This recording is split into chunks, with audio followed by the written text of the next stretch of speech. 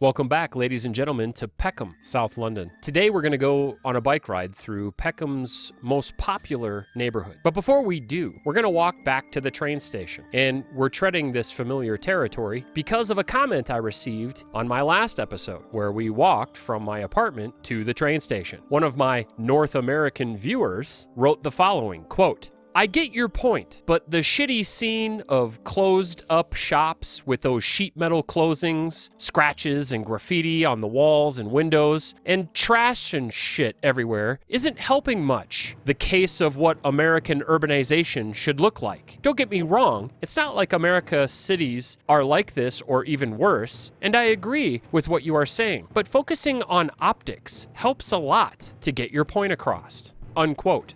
Well, this is clearly a North American viewer who, and I'm going to lambast him here a little bit, doesn't know what the fuck he's talking about. First off, focusing on optics helps a lot to get your point across. So apparently, I'm supposed to pick just the nicest possible places in all the different cities that I visit to talk about urbanism and deliver to you only the best. Well, I hate to break it to you, North American viewer. By the way, thank you for watching. Please like, subscribe, and keep commenting. But this is a working class neighborhood. This is the kind of place anybody might live. Not just the best of what London has to offer. This isn't an upscale area, but look at all the amenities. We've got bikes, we've got walking, we've got busing, we've got trains. There's 4 different ways to get from your front door to the place you want to go. Not to mention, you could drive your car, which for these folks is a luxury item. They don't need a car, but they have cars. Most of the people you're looking at right now have cars. They're just not in them because they don't need to be in them. And when I get to the bike riding section of this video, you'll see nobody's using their cars because they don't have to. Their cars are a luxury. Even for the middle and lower class people of London, cars are a luxury. They're not a necessity. And even for the middle and lower class citizens of London, they still have cars because they have plenty of money to buy the luxuries in life. They live in London after all, which is set up for their success. Now let's talk about the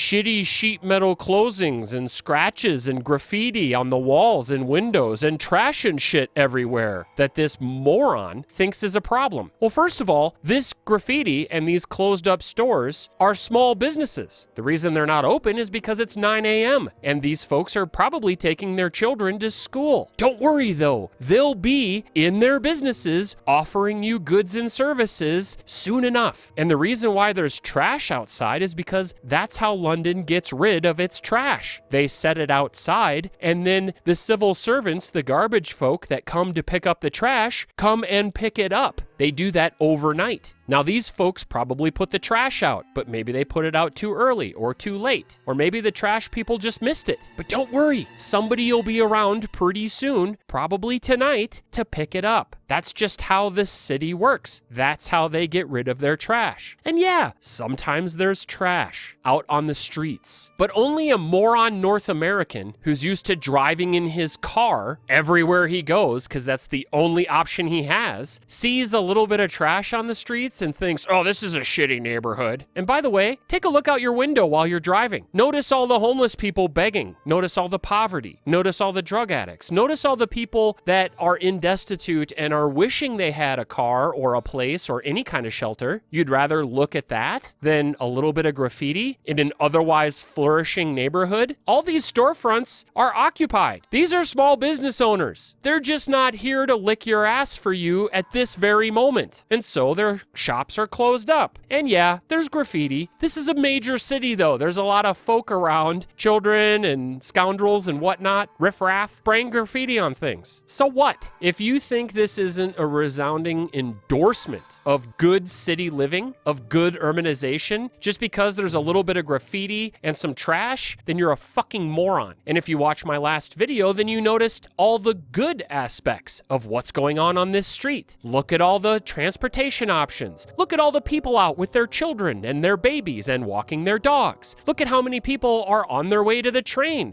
not driving in their car because they don't need to. They don't even need to buy a car. Now, I've taken up enough of your time making fun of this person who left this comment. I don't recommend that you, my other viewers, go on and make fun of him. I've done enough of that here.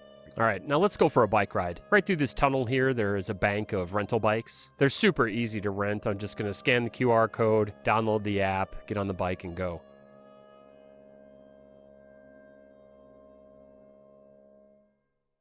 We're going to do a tour of Bellenden Road. Everybody I talked to said that Bellenden Road is the place to live in Peckham. And it'll be the quality of life that we see on this road that will dictate that this neighborhood has arrived. Now that's according to the real estate agents that I spoke to. A lot of people told me that this was an up-and-coming neighborhood. And then a lot of other people told me, no, it's arrived. This is it. So I needed to see for myself. And everybody said, Bellenden Road, that's where you gotta go. And that's where we're headed. Now at first I was a little nervous about riding my bike in London. Everywhere I had been so far had been pretty congested with traffic. But I was very pleasantly surprised when I got to Bellenden Road and saw that not only did it have bike lanes, but that the traffic was quite minimal. For those of you that are wondering, here's the path that we're going to take today. We're going to go straight down Bellenden Road, go through one of the neighborhood streets, back onto Bellenden Road, and then back to the bike bank. Now, you'll notice that all of this real estate is single-family homes. There's not a lot of 2- and 3-story stuff here. As we get onto Bellenden Road, it does become more multi-use buildings, but most of these are single-family units. You'll also notice that there's a lot of bikers out. There's a lot of walking. There's a lot of busing. And there's a lot of driving. People in London like to drive. And because they have fantastic public transportation, it's not terribly congested. This is Bellenden Road, one of the finest streets in South London. And look, there's not really that much traffic. Now, as we pass through, you'll see some multi-use buildings, some 2- and 3-story buildings, and a lot of single-family homes. This is a whole neighborhood full of row homes.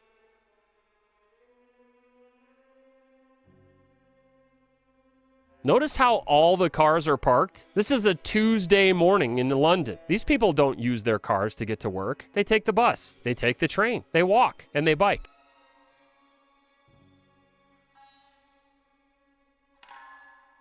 Now, stopping here for a moment, you can see that these row homes are adorable. These are old, don't get me wrong. Each one of these homes is probably over 100 years old. But look at how nice they look. Look at how well kept they are. And Peckham isn't known for being a well-kept neighborhood. Everybody told me that not very long ago, Peckham was pretty rough. And the turnaround that it's seen over the past 5-10 years or so has really raised all boats in this area. That's why you see such a flourishing community everywhere I go. What a nice contrast this residential neighborhood is from Rye Lane, where I'm staying here in Peckham. Rye Lane is very busy. It's obviously very multi-use, and there's lots of commercial and industry on Rye Lane. But this is very quiet and secluded. Not something you might expect in a heart of London.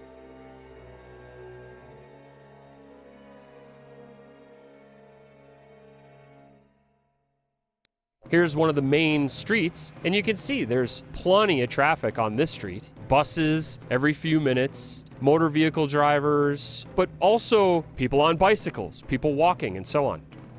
We're going to turn around and take a slightly different path through the neighborhood and back onto Bellenden Road.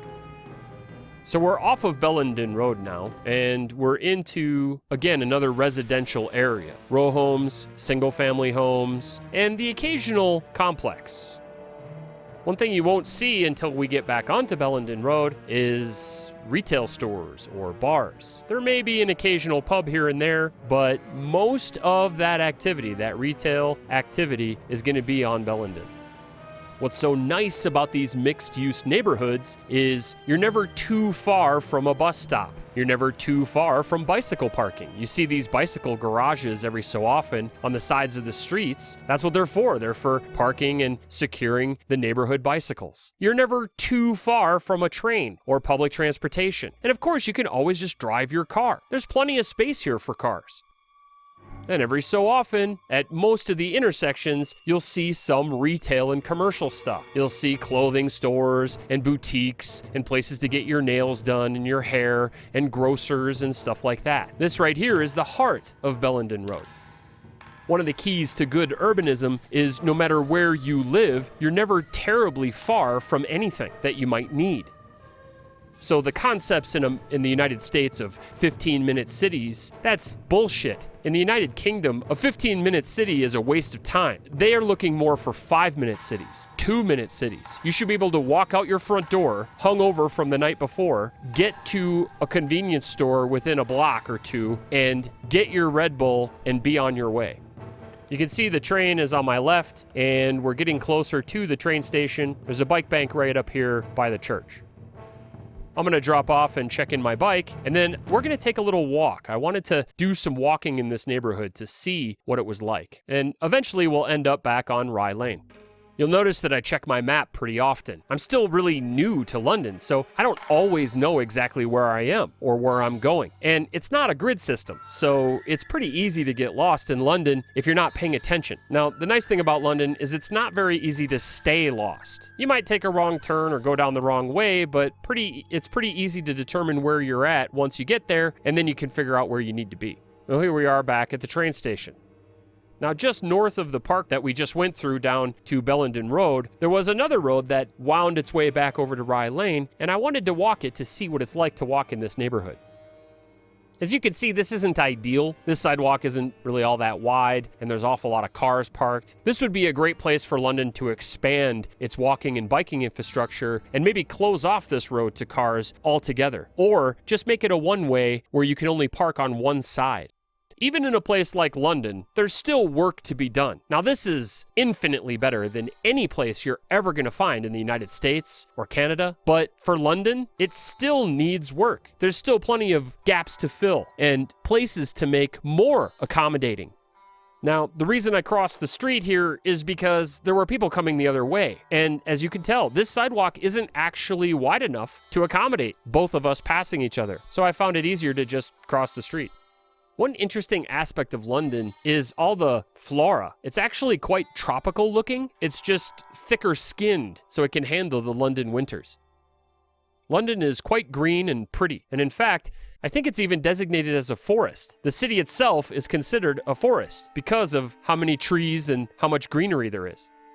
Now, for those of you that are wondering, we're only a few blocks away from Rye Lane, that busy, bustling street that you keep seeing me walk on. Look at how secluded we are. Look at how far away it seems like we are from that type of infrastructure and that kind of street. Another thing to recognize and to notice here is just how many small businesses there are in this area. Look at how many small business owners there are. Almost every single one of these storefronts is a locally owned business. That's the heart and soul of the London economy. And it's true, every once in a while you'll see like a McDonald's or a KFC or something, but that's the exception, not the norm. It's nothing like American commerce, where every single place you walk into is a giant corporation. Now, there are giant corporations here, that's for sure, but many of these stores are owned by young professional Londonites. Even the major corporations are often franchises. So these are local London people who run, own, and operate these stores. And again, look at how many buses there are. It's like a bus every couple of minutes. How nice that must be for the people that live here. When your feet get tired, you just get on a bus. It's simple, it's basic. And we have nothing like this in the United States. You might have something similar to this in your neighborhood for 3 or 4 blocks, or I don't know, maybe a block. Maybe they shut down one of your streets in your downtown area to cars so that you guys can walk around and gawk and gasp at how wonderful it is to have a pedestrianized street. But this is almost the entirety of London. The whole metropolitan area is set up this way. If I walk 2 blocks to the east, I'll be in a nice quiet neighborhood. If I keep walking north, I'll be on Rye Lane, another busy intersection. But I'll have a library and a workout facility, a gym, a public pool with a hot tub. If I go across Rye Lane here and into the park, you'll get to see the public library. There's also a public gym facility with a hot tub and a saltwater pool. This little covered area has live music and they have festivals here. This is also a major throughway for bikes, as there's a very widely used and very nice bike path that takes you all the way up to Elephant and Castle, which is central London. There's also a community college here, a women's center, and other government buildings where they have services for young and old alike. Stopping for a moment to take a look at the trail system, these are the bike paths that take you all the way to downtown London from here, which is quite a ways. One thing to notice in these metropolitan areas is just how happy and healthy everybody looks. Everybody walks where they're going. Everybody bikes where they're going, or they take public transportation. This isn't filled with just homeless encampments and drug-addled wanderers and nomads. This is a high-functioning society, one that certainly has problems. It certainly has social decay, but London has a system in place to take care of those folks. You don't see them on the streets because they're in hospitals and they're in drug treatment centers where they belong. As we get closer to Rye Lane, you'll see my apartment's right across the street, and I think I'm gonna go home for some tea and some eggs. I love how London's the only place where they drive on the wrong side of the street, so much so that they have to say, look left before you cross the street. They have it painted all over on the ground. Look left. Crazy Brits. Well, I'm back home. It's time for me to go have my tea and eggs, and thank you for watching.